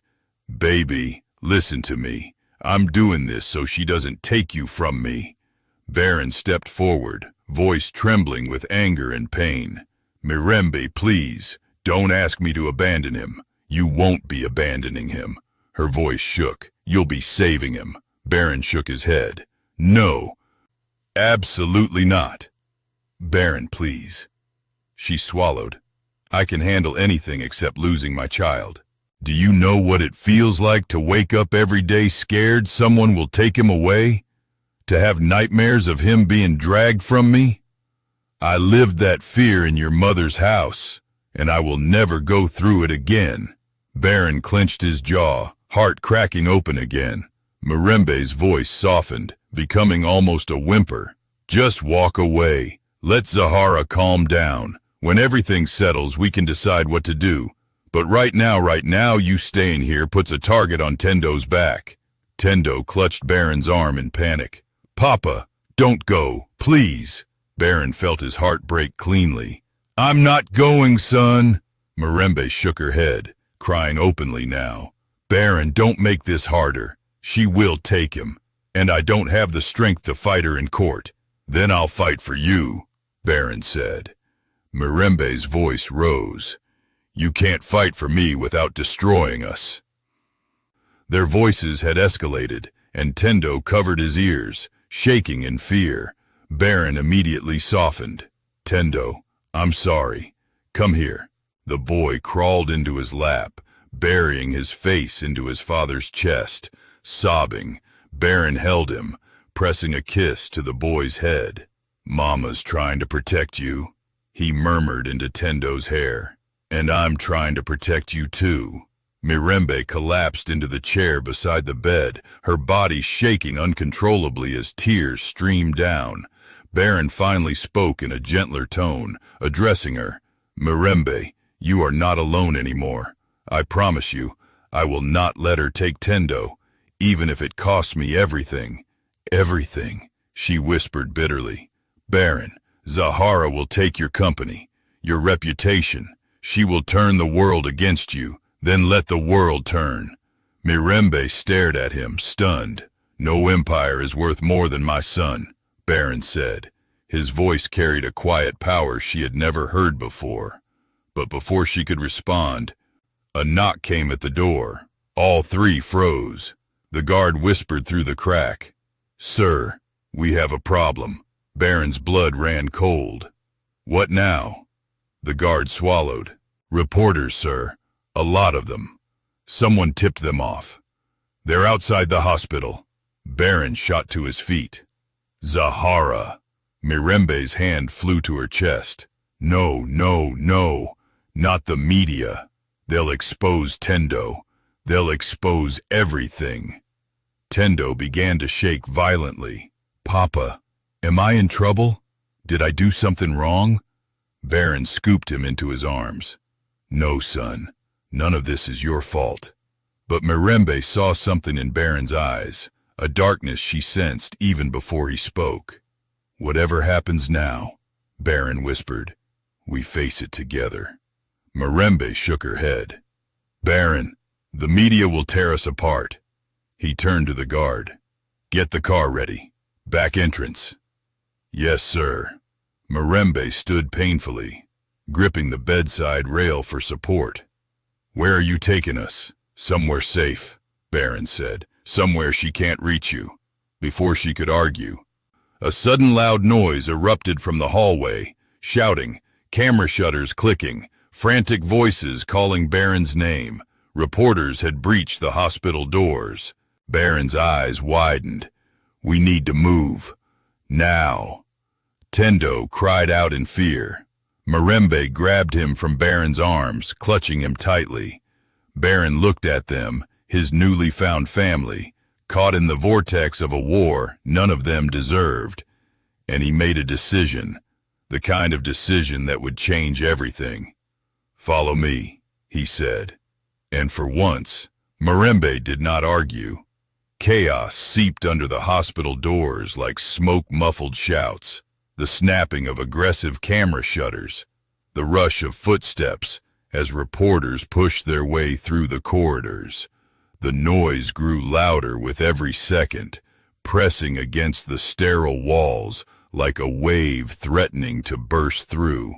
Inside the small room, Tendo clung to Mirembe, trembling violently. His heartbeat thudded against her ribs. She could feel the pure fear radiating from him. Mirembe's own hands shook uncontrollably, but she wrapped them around her son anyway, whispering, Mama's here. Mama's here. Baron moved with a sense of urgency she had never seen from him, not even years ago when he was desperate to keep his family's reputation spotless. Now, he wasn't protecting an empire. He was protecting two people, and that made him faster, sharper, more dangerous. He reached the door and pressed his ear against it, assessing the distance of the approaching crowd. We have 1 minute, maybe less. Baron Mirembe's voice cracked. What if they see us? What if they photograph Tendo's face? What if they publish his name? He's just a child.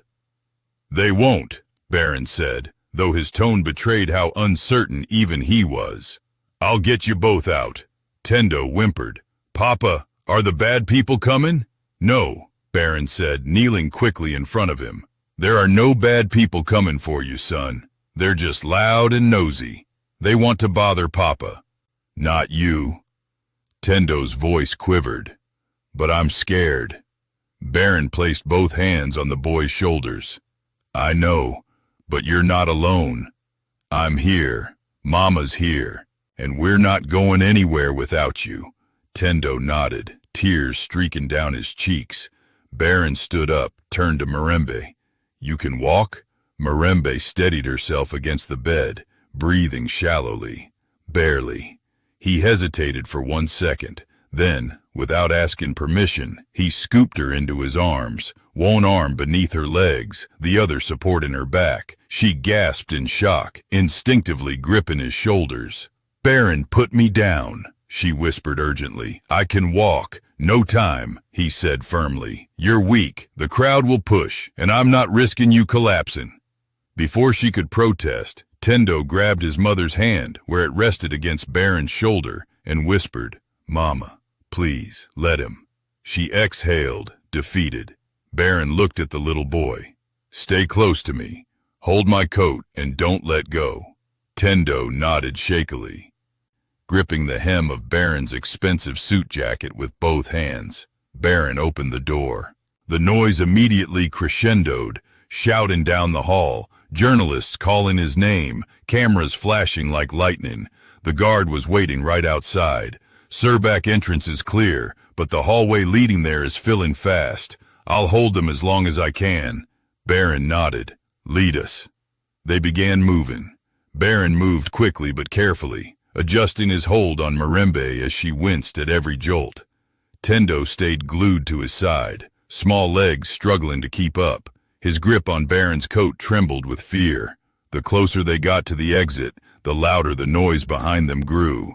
"Baron Kalu, is it true you have a secret child? Who is the woman in room 214? Why is your wife not with you?" Baron's jaw clenched. He kept walking, eyes fixed forward. "Mama," Tendo whimpered, "they know my room number." Mirembe swallowed a sob. "Don't listen." "Keep walking, baby." Baron turned a corner and froze. A swarm of reporters had split off from the main entrance and were rushing toward their direction. "Damn it," Baron breathed. The guard stepped between them and the reporters, arms spread wide. "Back off." But voices surged past him. "That's the child. Get a photo. Who is she? Is she the mistress?" Flash after flash exploded. Baron swung around, blocking Mirembe and Tendo behind his body.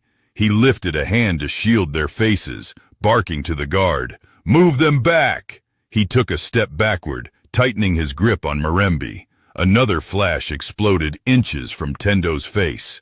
The boy screamed. "Stop!" Baron roared, fury boiling over. "He's a child!" But the reporters didn't stop. They smelled blood. They smelled scandal. "Mirembe Kalu, is this your son?"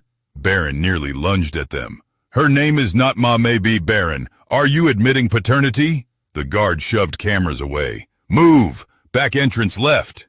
Baron spun and bolted left. Tendo sprinted beside him, stumbling once but regaining balance when Baron grabbed his arm to steady him. They reached the stairwell. Baron pushed the door open with his shoulder. "Down the stairs. Now." They rushed downward. 3 flights, Baron carrying Mirembe, Tendo racing behind. Mirembe clung to Baron's neck. "Baron, they'll follow. They saw us. We're almost there." Tendo panted. "I'm tired." "You're doing great," Baron said. "Just a little more." They burst through the door at the bottom of the stairwell. A long, dim hallway greeted them. A side exit glowed faintly at the end. 2 more guards waited there. "This way, sir." Baron ran. They reached the door, pushed through cold morning air, hit them like a slap. Behind the building, Baron's black SUV was running. He approached the car, lowered Mirembe gently into the back seat. Tendo jumped in right after, holding her hand. Baron was about to climb in. Then he froze. A figure stood just outside the glow of the rear headlights. Zahara. Still, silent, almost ghost-like. Her presence chilled the air. Baron stepped forward instinctively, placing himself between her and the car. "Not another step," he warned. Zahara tilted her head. Her voice held no scream this time, no hysteria, only ice. "You think running will fix this?" she asked quietly. Baron glared. "I'm not running. I'm protecting my family." "Family?" Zahara whispered. "You mean the one you threw away?" Baron stayed silent. Zahara's eyes drifted to the back seat windows, the silhouettes of Mirembe and Tendo barely visible. "So that's the boy," she murmured. "The one who will destroy everything we built." Baron's expression hardened. "He is my son." Her jaw tightened. "Then he deserves better than her." Baron felt murderous rage flash through him. "Say her name again," he warned, voice low, "and you will regret it." Zahara's lips curled. "I will take him, Baron. I will take him from her. You don't deserve him. She doesn't deserve him. I will raise him properly." Baron moved so fast, she stumbled back. "You come near them again," he growled, "and you'll face a version of me you've never seen before." Zahara met his eyes, still icy, still calculating. "You can't hide them forever. Watch me." He turned, but Zahara wasn't finished. "This isn't over," she said softly. "I will not lose. Not to you, not to her." Baron ignored her, climbed into the car, and slammed the door shut. "Drive!" he ordered. The guard floored the accelerator. As the SUV raced away, Tendo curled into his mother's side, exhausted and terrified. Mirembe stroked his hair, whispering prayers under her breath. Baron twisted in his seat, watching Zahara shrink in the distance. Her silhouette remained still, unmoving, watching, and even from far away, Baron could see it. She was smiling, the kind of smile that meant war. Inside the car, Mirembe whispered, "Baron, what have you done?" He looked at Herat, his son, and answered with a weight he had never felt before. "What I should have done 9 years ago," he said. "I chose you, I chose our child, and I will fight for both of you until my last breath." Tendo looked up, tears still clinging to his lashes. "Papa, will she find us?" Baron pulled him close. "Let her try." He glanced ahead, jaw set, eyes dark, because now she'll face a man with something worth losing. The SUV sped along the empty service road behind the hospital, tires slicing through the damp asphalt as dawn slowly bled into the sky. The city was waking up, but inside the car, everything felt suspended, like they were sitting between two worlds. One they were fleeing, and one they had not yet reached.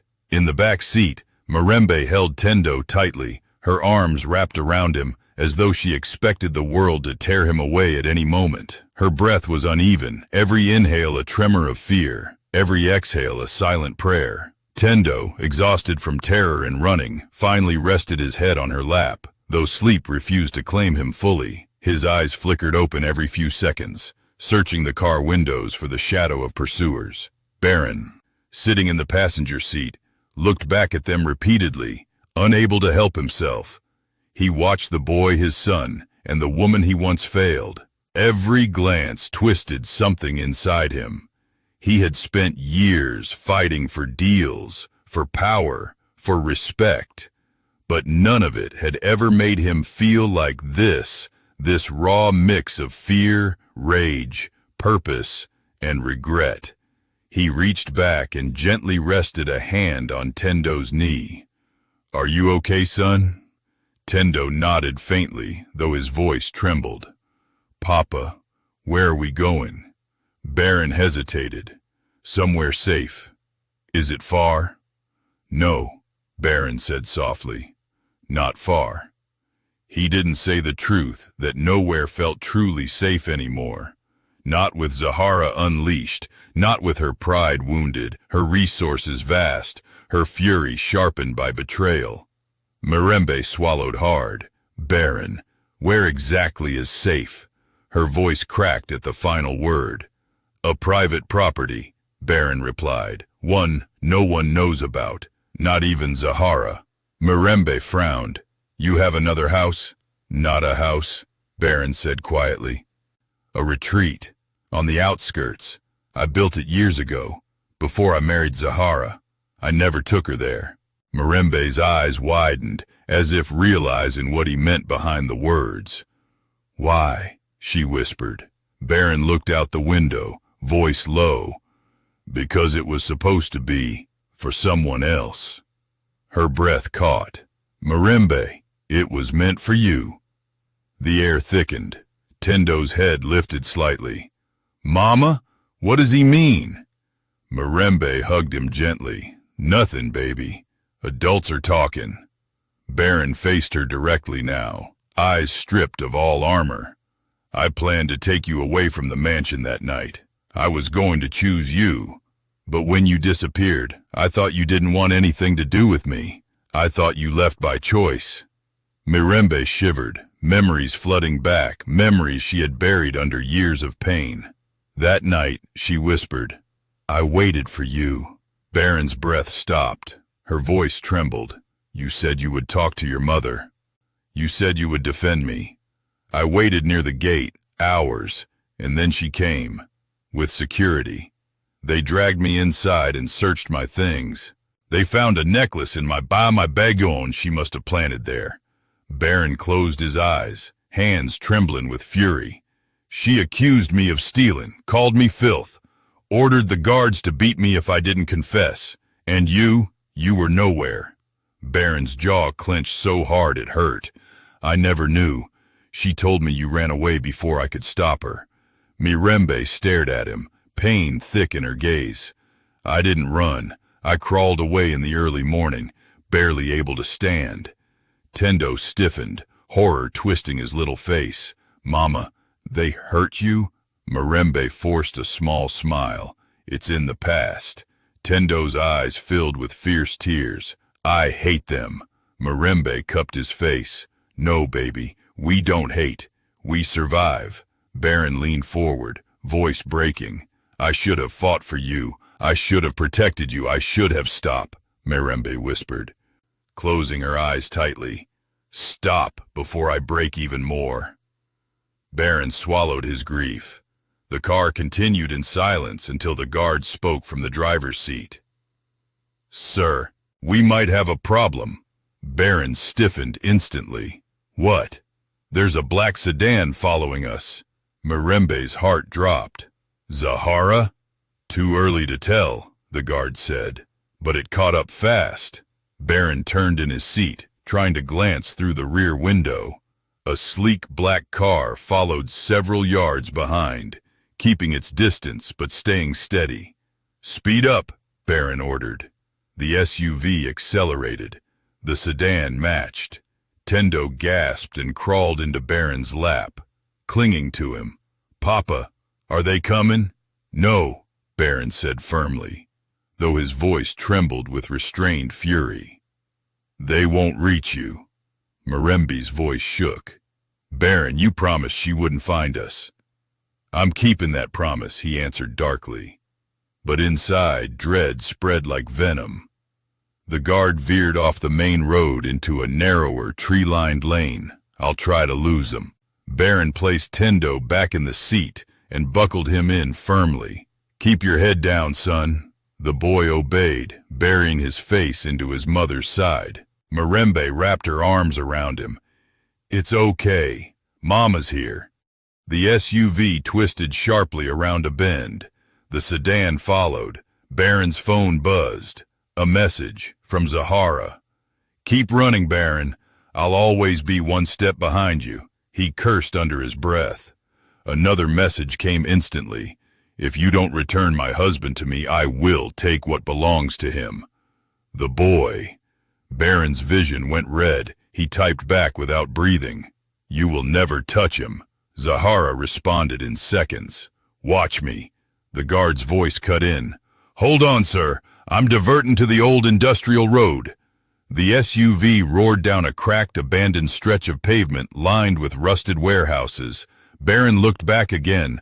The sedan still followed, lights off, smooth and predator-like. Mirembe gasped. Baron, what if they hurt us? They won't, he growled. Baron, what if they force us to stop?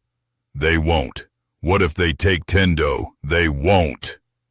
Tendo whimpered at the raised voice, and Baron immediately softened. I'm sorry, son. I'm not angry at you. I'm angry at them. The SUV turned again, this time onto a narrow dirt path leading toward dense woodland. The sedan tried to follow, but the terrain slowed it down. Baron leaned forward. Go. Faster. The guard nodded. Almost there, sir. Mirembe clutched Tendo tighter. Her breath hitched. Baron, what if we're wrong? What if that car isn't hers? Baron didn't hesitate. It's hers. He wasn't guessing. He felt it. Her obsession pulsed through every threat she had hurled, from her icy voice at the hospital to the storm of reporters she unleashed. Finally, after another sharp curve, the guard announced, They're gone! Baron exhaled deeply, shoulders dropping 2 inches in relief. Tendo peeked up timidly. Papa, are we safe? For now, Baron said quietly. But we need to keep moving. Minutes later, the SUV slowed as a modern iron gate emerged between tree, unmarked, unlisted, hidden from roads. The guard pressed a remote, and the gate opened silently. They entered a long driveway surrounded by thick forest. At the end stood a large, modern retreat glass, steel, stone architectural beauty wrapped in solitude. Mirembe stared in surprise. "You built this?" Baron nodded. "For a future that never came." She looked away. The guard parked near the entrance. Baron jumped out first, scanning the perimeter. Then he opened the back door. He reached for Tendo. "Come here, son." Tendo climbed into his arms without hesitation. Baron extended a hand to Mirembe. She hesitated, then took it. Her voice trembled as she stepped out. "Baron, what now?" Baron looked between the woman he had failed and the son he had just found. His voice was quiet, steady, deadly serious. "Now, Mirembe, I stop running." He lifted his chin toward the forest where Zahara's shadow loomed, "and I make sure she never gets near you again." Mirembe swallowed hard. "Baron, what are you planning?" He looked back at her, eyes burning with something fierce and dangerous. "War," he whispered. "A war she started, but I will end." She closed her eyes, whispering a prayer under her breath, because she knew Baron was a man who didn't lose, and Zahara was a woman who didn't forgive, and between them, Tendo's future hung in the balance.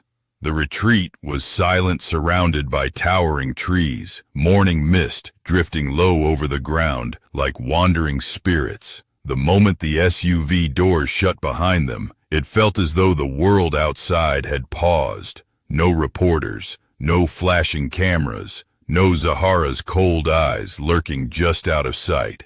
For the first time since the night began, there was quiet. But inside that quiet lived tension so heavy it could crush bone. Baron carried Tendo into the living room of the secluded retreat. Everything was modern, warm, and meticulously designed, like a sanctuary built for healing or hiding. Tendo's small hands clung to Baron's shoulders like magnets, refusing to loosen.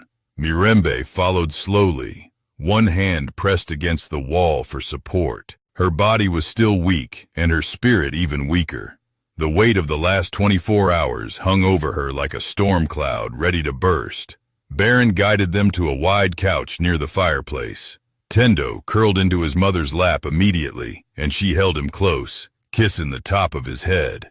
Baron lowered himself onto the opposite couch, elbows on his knees, running a hand over his face. Exhaustion settled into the lines of his body. Exhaustion not from sleeplessness alone, but from the emotional battlefield he'd walked through. Mirembe's voice broke the silence. "Baron, what now?" He lifted his gaze. "Now I protect you, both of you." Mirembe shook her head. "Baron, you keep saying that. But how? Zahara won't stop. She will look everywhere. She will send reporters to every corner of the city. You saw how easily she found us at the hospital." "I'll handle her," Baron said with quiet conviction. Her voice cracked. "She wants custody." His jaw tightened. "Over my dead body." Mirembe's lower lip trembled. "Baron, she's your wife. She has legal rights. She will soon be my ex-wife," he replied coldly. "And the moment the divorce papers hit her hands, she'll lose every right she thinks she has." Mirembe's eyes widened. "Divorce?" Baron nodded. "She crossed the line. I will not stay married to someone who tries to take my child or hurt the woman I—" He stopped himself, but Mirembe heard the unspoken word. Tendo heard it too. The boy looked at Baron curiously. "Papa, do you love Mama?" Mirembe's breath vanished.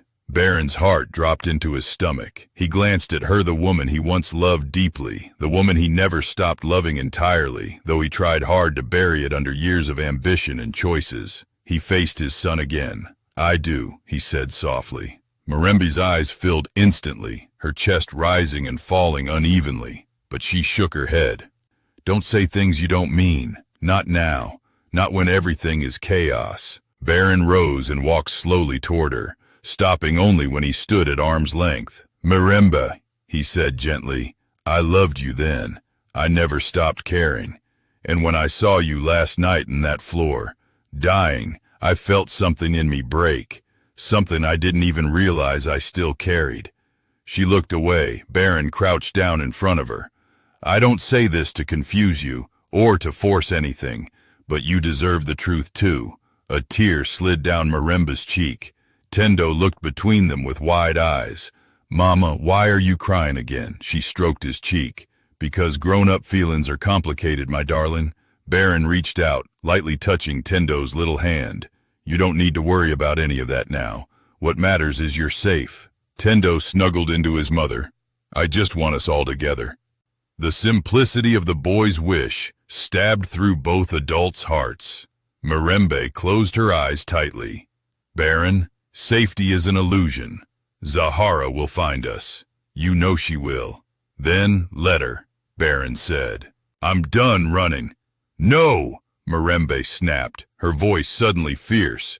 You don't understand. Women like Zahara, they don't just lose, they destroy everyone else while losing. Baron softened. Then I'll take the fall. She won't touch you. And what if she ruins your life? Your company, your reputation, your future?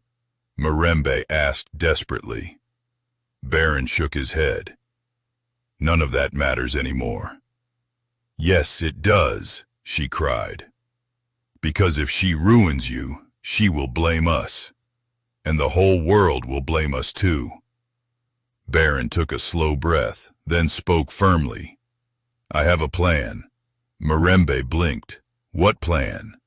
But before Baron could answer, the front door opened. Both adults tensed. Tendo's head shot up. Papa? The guard stepped in. Sir, the perimeter is secure. No signs of anyone following us. Baron nodded. Good. Stay alert. Yes, sir. As the guard left, Baron turned back to Mirembe. I'll go public, he said. She froze. What? I'll hold a press conference, Baron continued. Before Zahara can twist the narrative, I'll announce that I found my son, my biological son, and that I will be taking responsibility as a father. Mirembe's heart pounded. Baron, that will put a target on Tendo's back. He shook his head. It will protect him.